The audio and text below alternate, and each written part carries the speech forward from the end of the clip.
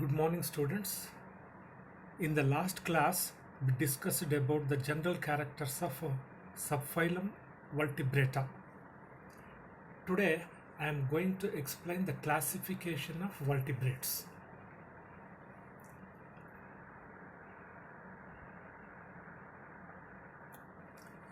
The subphylum Vertebrata is divided into two classes, that is, two divisions based on the presence or absence of jaws. They are Agnatha and Gnathostomata. First, division 1, Agnatha. Agnatha is also known as monorhina. Mono means single, rhina means nostril. This division includes the earliest fish-like vertebrates. Agnatha consisting of both present and extinct species. Division Agnatha shows the following general characters or salient features. Number 1. They are earliest or primitive vertebrates. Number 2. Agnathas are characterized by the absence of jaws. That is, true jaws are absent. Number 3. Early species had heavy bony scales and plates in their skin, but these are not present in living species. That is, bony scales and plates are present in extinct forms and they are absent in living or present day species. Number 4. Paired fins are generally absent. In most cases, the skeleton is cartilaginous and bones are entirely absent. The skull has a membranous roof. That is, the roof of the skull is very thin and it consists of a cartilage. Next point, the vertebral column consists of persistent notochord with fibrous neural tube. The embryonic notochord persists in the adult. That is, in adult, the notochord is not replaced by a vertebral column or backbone. Next point, 7 or more paired gill pouches are present. Next, ear consists of 1 or 2 semicircular canals.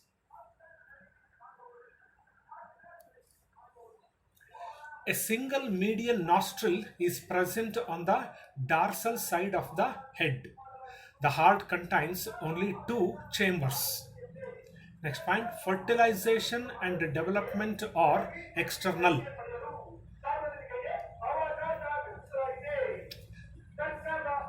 There is no parental care in division Agnatha. Agnatha is divided into two classes, namely ostracodermy and cyclostomata. First, ostracodermy. Ostracoderms are the fossil Agnathas characterized by a bony external skeleton. Plates and scales were embedded in the dermis. They lived in the freshwater of Silurian and Devonian periods. Mouth is without jaws and ventral in position, but it is not suctorial. Next, paired nostrils were present. Paired fins are absent, but some species had paired spines or flippers. So, class ostracodermy includes extinct species. Example, Pteraspis rostrata, Hemicyclaspis, and Jamotis.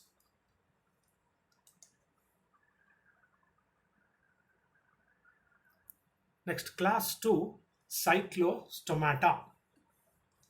Cyclostomes are the living Agnathas, but they have no bony external skeleton. They might have lost the bony armor by mutations. Cyclostomata shows the following general characters or salient features.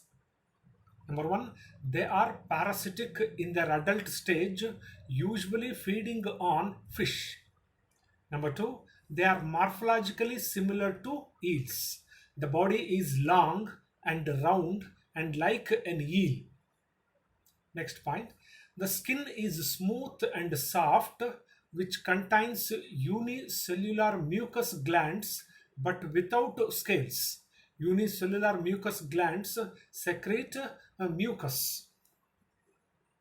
Next, the body is differentiated into head, trunk, and tail.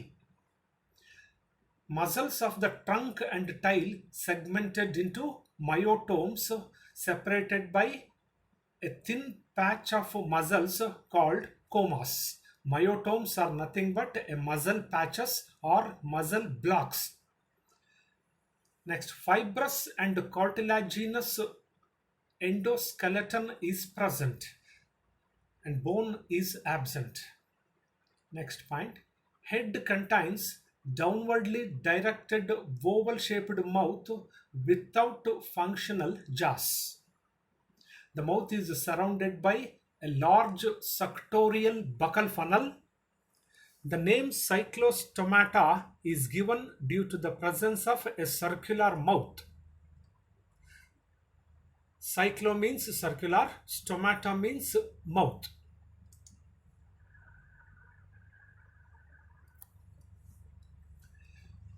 The digestive system or the alimentary canal is not differentiated into a stomach, and intestine is provided with a typhlosole. Typhlosole is the large internal median fold of the dorsal wall of the intestine forming a longitudinal ridge. I repeat the same. Typhlosole is a large internal median fold of the dorsal wall of the intestine forming a longitudinal ridge. Its function is to increase the intestine surface area for more efficient absorption of digested nutrients. That is, typhlosole increases the surface area of the intestine, which are useful for the absorption of large quantity of digested nutrients. Next point, 5 to 16 pairs of lateral sac-like pharyngeal pouches are present. Hence, cyclostomata is also known as marsipobranchi.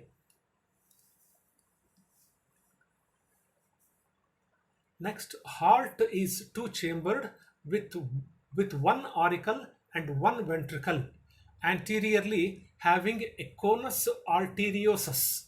The conus arteriosus is a muscular and contains a spiral valve. This has an important role in directing blood into the correct arterial arches. A pair of eyes are present without eyelids but covered by a transparent area of skin. Next point, median nostril is present on the dorsal side of the head. Nostril do not opens into the mouth. Nostril is followed by a median transparent area of skin which forms the pineal organ. Pineal organ is located deep in the brain in an area called the epithalamus. The function of the pineal organ is to receive information about the state of the light-dark cycle from the environment and convey this information to produce and secrete the hormone melatonin.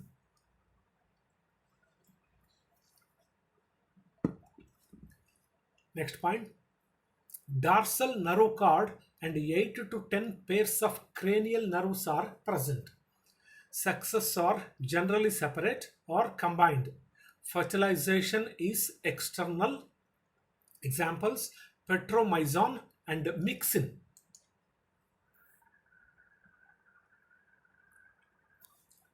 Next, external features of myxin.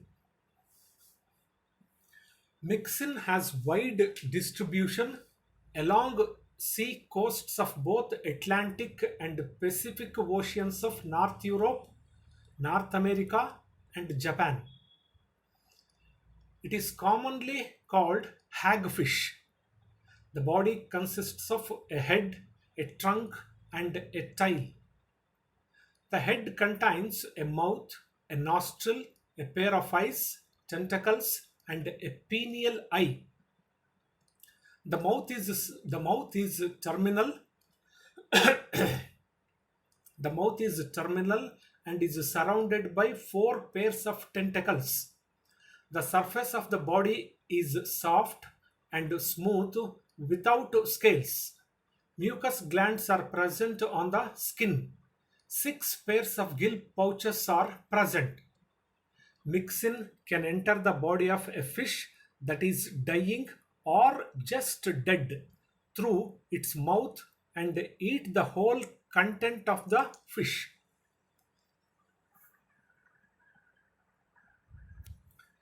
Next, external features of petromyzon. Petromyzon is found in worldwide seawater, streams, lakes of North America, Australia, Japan, and New Zealand.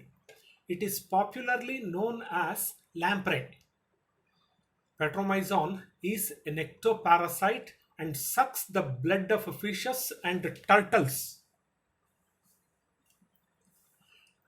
It has elongated cylindrical and eel-like body. The body consists of three regions, namely head, trunk, and tail. The head is cylindrical and has a buccal funnel, a mouth, a single nares, a pair of eyes, and seven pairs of gill slits. The mouth is surrounded by a cup-like structure called buccal funnel. The tail is laterally compressed.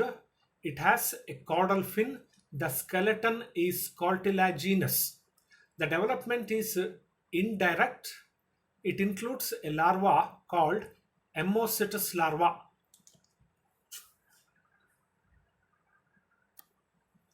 Next, structure of Ammocytus larva. Ammocytus larva is a freshwater larva of the marine petromyzon. It looks like an amphiaxis in its morphology and habits. It is a transparent larva and lives for 3 to 7 years. In the beginning, it is about 7 mm in length and it can attain a length of 175 mm. It lives inside a U-shaped burrow. Ammocytus larva has an eel-like body and the body is divisible into a head, trunk, and a tail. The head has a whorl hood and a pair of eyes hidden under the skin. The whorl hood surrounds the mouth in the place of the buccal cavity. The trunk has a single dorsal fin. The tail has a caudal fin which is in the continuation of the dorsal fin. The trunk has seven pairs of gill slits just behind the head. The pharynx has an endostyle. It is a ciliated groove. Helps in the filtering of water current which is useful in feeding. Ammocytus larva exhibits filter feeding. The water current is created by the muscular activity of branchial basket. The elastic branchial basket is compressed by the contraction of the muscles to throw the water like jets through the gills opening.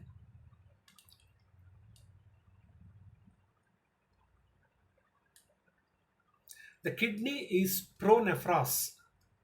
Liver, bile duct, and gallbladder are present. Gallbladder is a sac-like structure which is useful for the storage of bile juice. The pineal eye is well developed.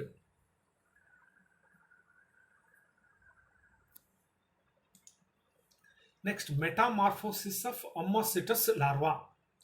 After a prolonged period of 3 to 7 years, the Ammocetus larva undergoes metamorphosis. During metamorphosis, the following changes occur. Number one, the larva leaves the burrow and leads a free swimming life. Number two, it migrates from the freshwater habitat to marine habitat. Number three, the filter feeding habit of the larva is changed into a blood sucking habit. Number four, the oral hood disappears and a buccal funnel with teeth and tongue appears. Next point, the continuous median fin breaks into two dorsal fins and a caudal fin. Next, the two eyes get opened and functional. Next point, the endostyle changes into the thyroid gland, the gallbladder and bile duct disappear, a respiratory tube develops from the pharynx, the pronephros kidney is replaced by a mesonephros kidney, the spinal cord becomes flattened.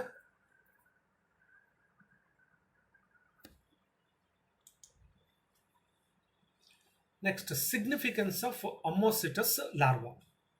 The Ammocetus larva has several properties of ancient chordates as well as those of vertebrates, like a dorsal nerve cord, primitive form of nervous system, gill slits, and a brain with eyes. The larva is important in the evolution of the petromyzon fish. It may be regarded as the connection between Amphioxus and cyclostomes. The Ammocetus larva exhibits striking similarities with Amphioxus. There are several similarities between Amphioxus and Ammocetus larva. They are: number one, Ammocetus larva looks like an Amphioxus and does not resemble the adult lamprey. Number two, the presence of oral hood and tentacles. Number three, filter feeding mechanism is similar in both Amphioxus and Ammocetus larva. The presence of velum at the entrance of the pharynx. Velum is a fold of the mucous membrane that divides the pre-oral hood from the pharyngeal cavity. That's all.